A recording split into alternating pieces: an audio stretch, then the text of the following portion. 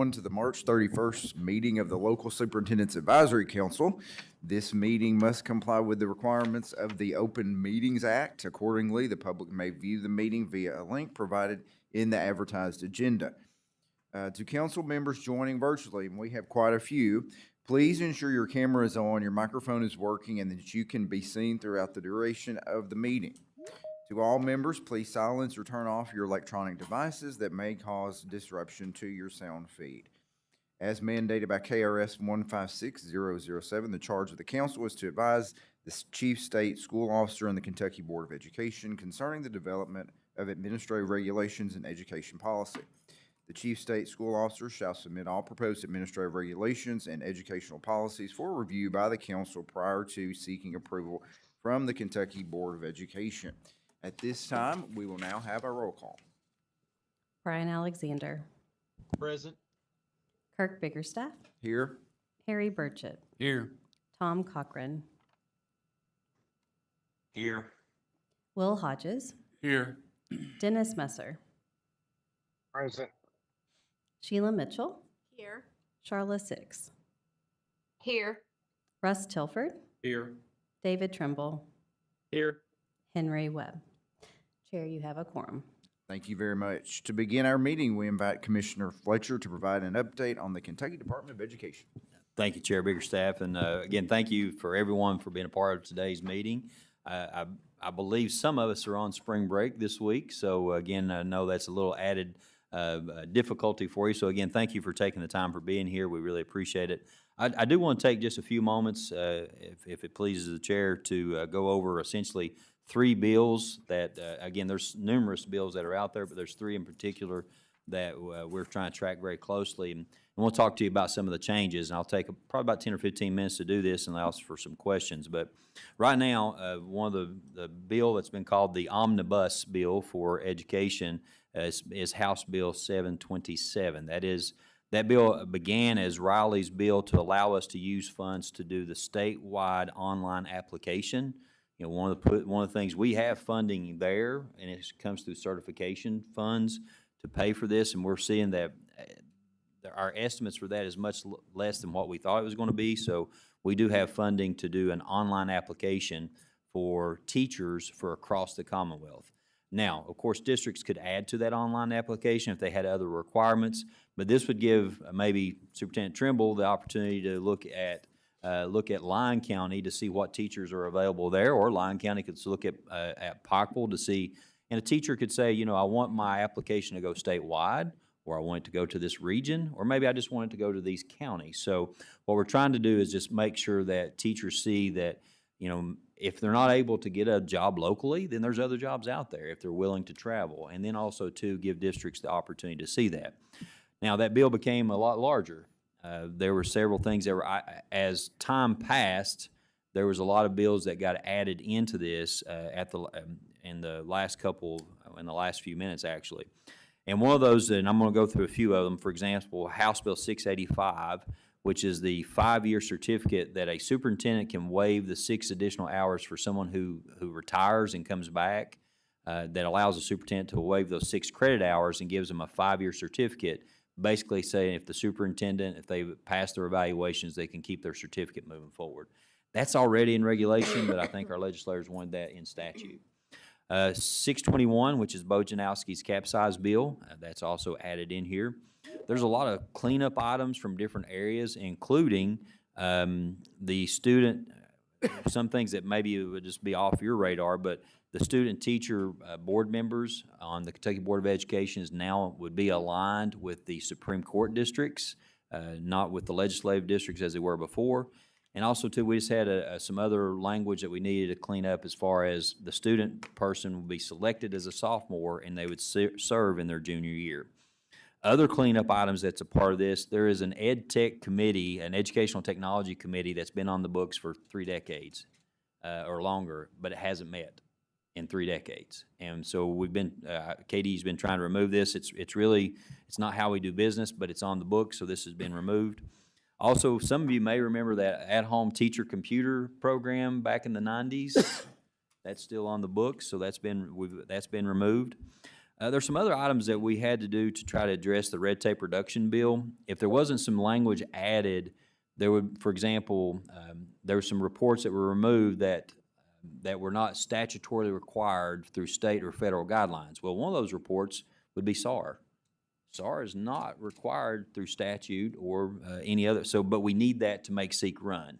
So we had to do some cleanup language there to get that happen. And also, too, there's a list of reports that we can ask for, but also, too, there's the capacity for us to go to the EARS Committee, which is the Education Assessment and Accountability Review Subcommittee, that if we needed to add a report, that maybe something came up, we had to have a report, then we could go to that subcommittee and ask for that additional report.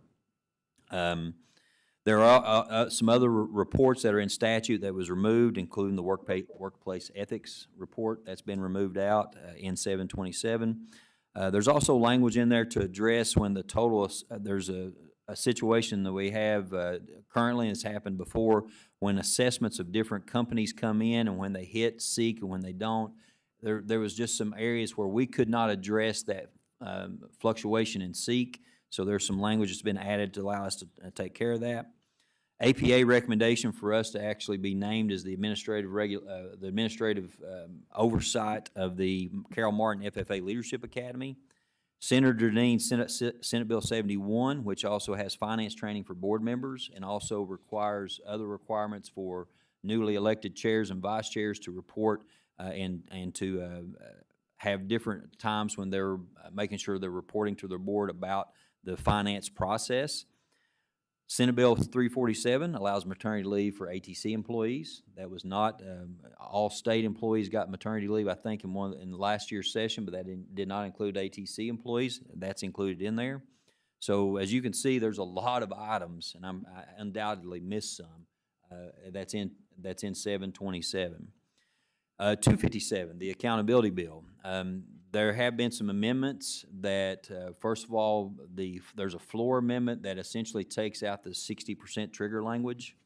So districts would still get the financial incentive of a cost offset of $15,000 for beginning a local accountability system, but that 60% trigger language is removed. Now, to me, I think that still gives us a runway to, as this grows and people see value in it, more and more districts see value in it, that would allow us to kind of push for maybe that trigger later on. As a matter of fact, we're actually doing a video series right now on local accountability. Shelby County has been published, what their local accountability system looks like. Rockcastle is very, very close, and I want to also thank our superintendent, my friend Henry Webb. We're coming to Kenton County next to talk about your local accountability system, so it'll be our next video. So, Superintendent Webb, thank you so much for volunteering and allowing your district to take part of that, but you'll see we're starting that video series, or continuing that video series with Kenton County next also, too, so very excited about that. Now, another part that was added, Senator Givens had an amendment, or I guess it would be a sub that was added that changed the local not the local accountability, but the state accountability piece that meets federal requirements. You know, we're talking about the reading, math, science, social studies scores, the growth portion is still in there, the ELL, the transition readiness, all that's still in there. And Senator Givens added one more indicator called targeted quality measures. And there's three parts to it. One, what percentage of your teachers are nationally board certified? Two, what percentage of your students are taking Algebra 1? And then three, what percentage of your students complete the FAFSA? Now again, we are advocating that that be removed, but we've also been, Senator Givens has asked us what else would we recommend to add to that. Now, if this is intent that our Senate and House wants to keep this in, it has passed the Senate. It's got to go to the House for concurrence. If it doesn't, if it's not concurred on by the House, it will go to conference committee. So the changes would have to make it pass. We would not want it to be concurred with and go to the conference committee.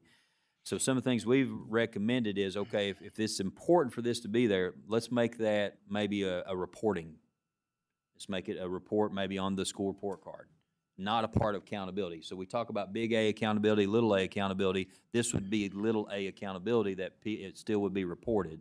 So, one, we're advocating for this to be removed completely. If that doesn't work, two, to make this 3 targeted measures of quality to be reported.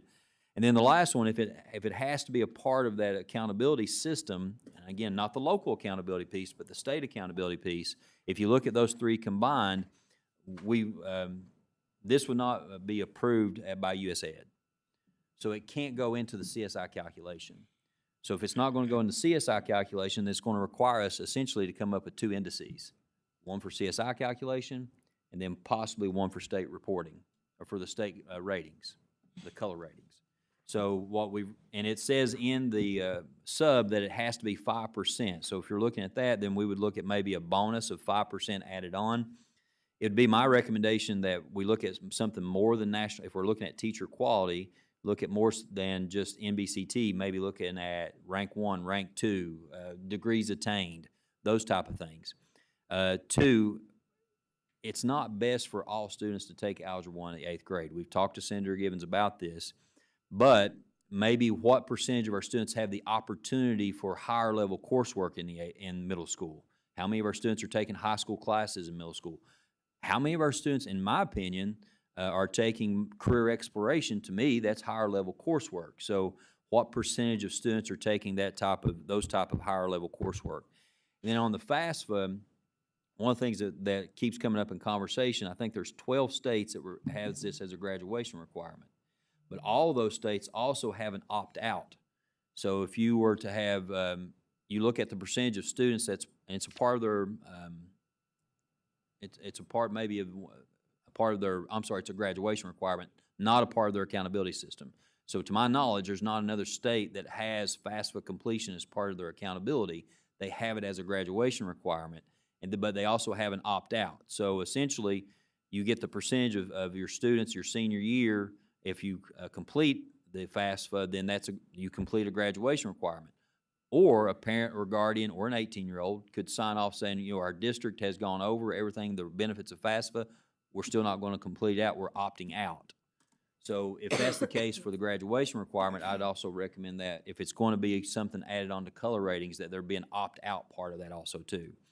So that's 727. That's the additions. All the others, the growth, which we all feel is very important to be within that accountability model, local accountability minus the 60% trigger is still in the accountability model, and there's other parts too. But those are the things that have been added that, again, we've been able to talk with our legislators to keep things from being added into the local accountability. We're thankful for that. A lot of conversations there, but this has been the latest edition that has gone through the Senate. We'll see if the House concurs, then move on from there. The last one I'll talk about, and then I'll open up for questions, is House Bill 500. If you watched the Budget Conference Committee yesterday, they didn't go through the budget line by line, but there were some questions.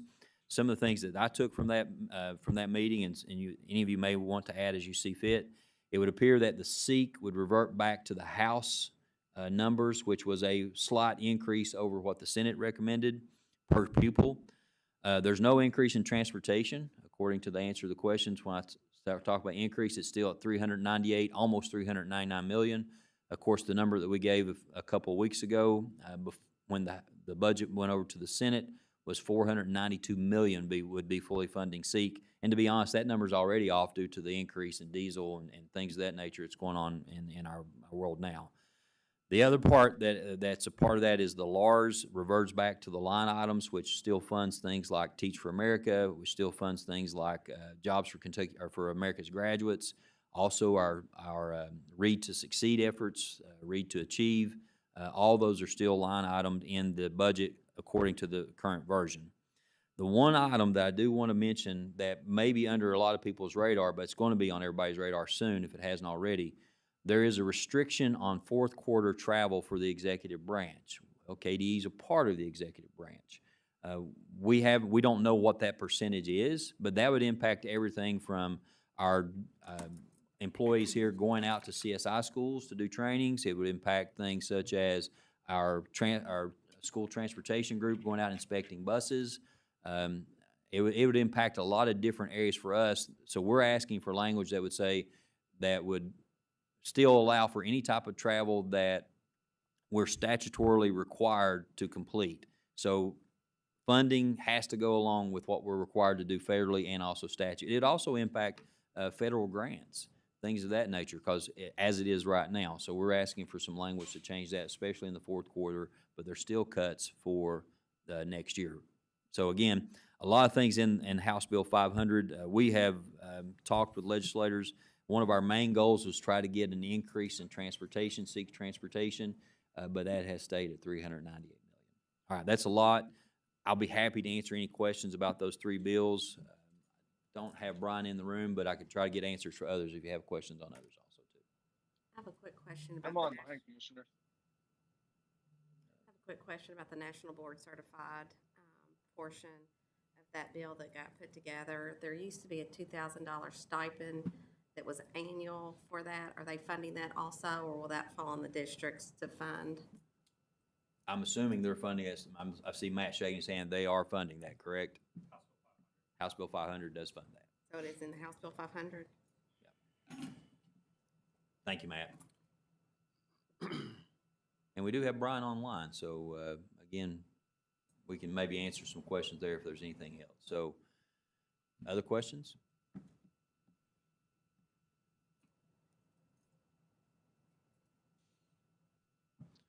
If not, again, there are a lot of other bills that we're tracking as far as the progress. And if you have any questions whatsoever, you're more than welcome to email, text me.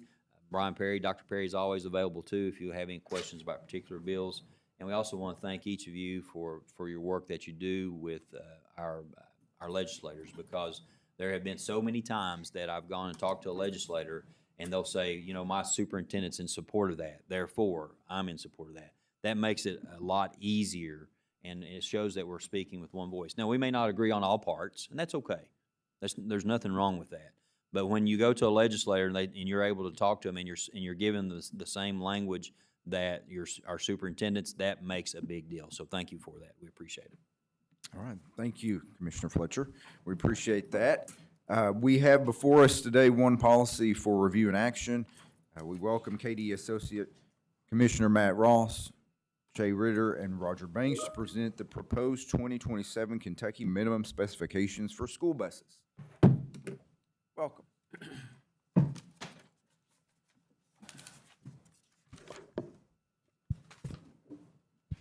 Good morning. Matt Ross, Associate Commissioner in the Office of Finance and Operations. Roger Banks, Branch Manager, Pupil Transportation. So this is an annual item that we bring before you. You all are probably familiar with the bus specifications. Annually, the Transportation Group puts together a group of financial or transportation professionals, district level and industry, to go over the bus specs and come up with any new recommendations for the next year. This year, I think a lot of it is cleanup, not a lot of substantive changes. I'll let Roger talk about the ones that really are important.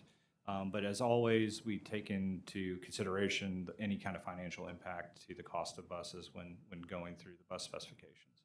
So Roger, do you want to hit any high points of the changes? Sure, thanks, Matt.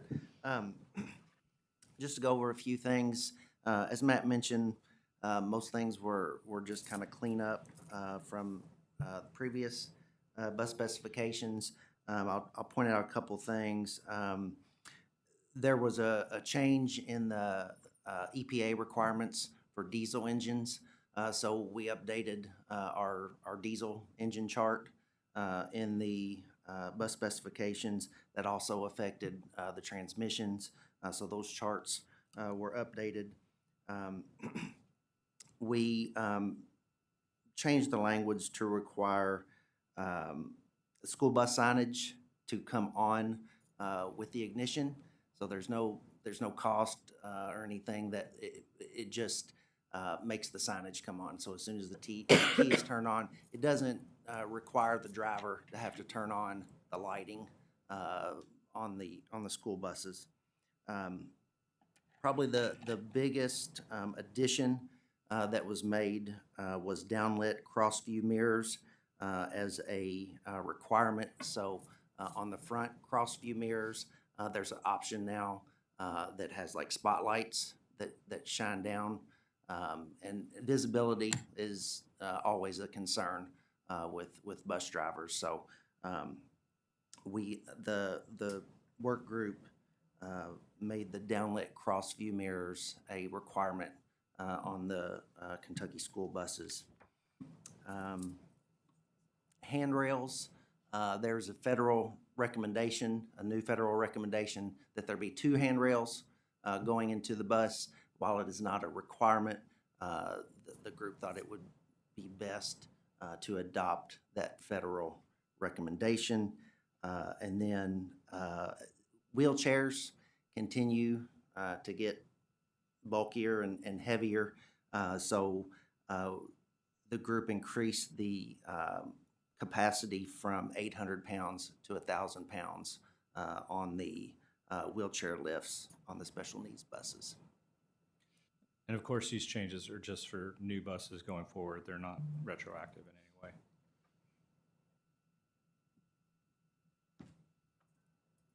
Happy to take any questions. Anybody have any questions? Okay. I would ask the council to entertain a motion to recommend approval of the 2027 Kentucky minimum specifications for school buses. Do I have a motion? I move that we approve the recommendation of the Kentucky minimum specifications for school buses. All right, we have a motion. I need a second. I'll second that motion. All right, at this time, we will have a roll call. Brian Alexander, Yes. Kirk Biggerstaff, Yes. Harry Burchett, Yes. Tom Cochran, Yes. Will Hodges, Yes. Dennis Messer, Yes. Sheila Mitchell, Yes. Charla Six, Yes. Russ Tilford, Yes. David Trimble, Yes. Dr. Henry Webb. Yes. Motion carries. Thank you. Next, we have 2 regulations for our review and action. KDE Associate Commissioner Matt Ross and Policy Advisor Lindsay Schwartz will present proposed amendments to 702 KAR 3220 guidelines for waiver of school fees and 702 KAR 6110 claim reimbursement for school and community nutrition programs. We will take up each regulation individually. Thank you. We'll start with the guidelines for the waiver of school fees. KRS 16330 requires the KBE to have a policy or regulation, and for districts to have policy for the waiver of school fees for students that are eligible for free and reduced price lunch. This regulation amendment is largely to clarify the situation where you might have a CEP school or district, and whether or not that all children within that school or district would be eligible for the waiver of fees. They are not. A student must still be eligible for free and reduced price lunch. So this regulation just tries to clarify that. We received numerous questions, I think mainly from parents, and so we thought it best to sort of just clarify that in our regulation, that just because your school or district is CEP, that doesn't necessarily mean the student is eligible for the waiver of school fees.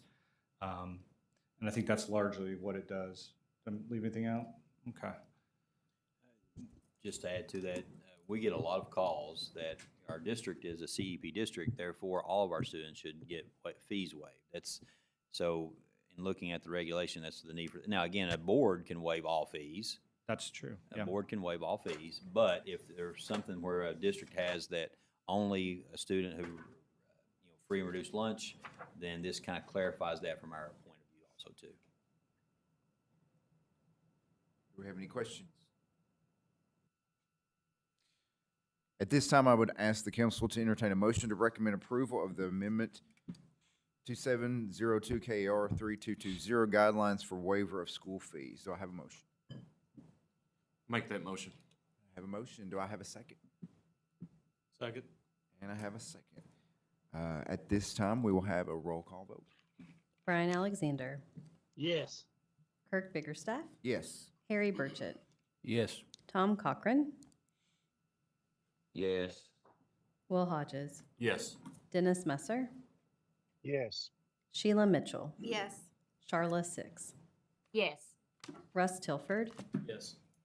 David Trimble, Yes. Henry Webb. Yes. The motion carries. And now we have a second part about claim reimbursement for school and community nutrition programs. Thank you. I've brought up some assistants here from our school and community nutrition division. I'll let them introduce themselves before we start. Morning, this is Tim Cooper, I'm the Assistant Director. Morning, Mike Sullivan, Support Branch Manager, School and Community Nutrition. So I think this is largely a cleanup amendment to the regulation. The school and community nutrition used to be reliant on claims forms, paper forms, and now that there is a automated system, they use that for the submission of forms. So this really just seems to want to clean up and modernize the regulation, remove some forms that were incorporated by reference. So I'll let them address exactly what specific changes. So as Matt said, back in when we had our previous claim system, that system, if there was any revisions, the school districts, child cares, sponsors, as we call them, they had to fax in, mail in, scan and email a specific form. Now you can go in and make a revision anytime. So it also, it keeps a history of any changes. It's just all on our online system now.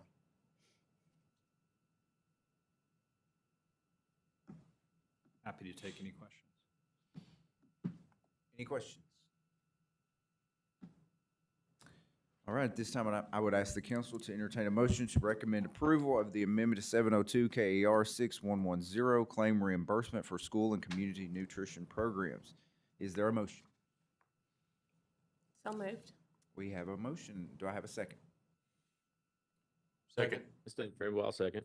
Okay, I've got a second. At this time, we will have a roll call vote. Brian Alexander, Yes. Kirk Biggerstaff, Yes. Harry Burchett, Yes. Tom Cochran, Yes. Will Hodges, Yes. Dennis Messer, Yes. Sheila Mitchell, Yes. Charla Six, Yes. Russ Tilford, Yes. David Trimble, Yes. Henry Webb. Yes. Motion carries. All right. Thank you all. Thank Appreciate you. that. I want to thank everyone for a productive meeting. Our next meeting is scheduled for May 26th. Do I have a motion to adjourn?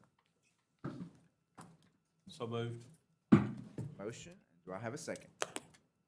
Second. And we have a second. Is that all I have to do on that? Okay, all in favor, say aye. Aye. Ah. Yes, thank you.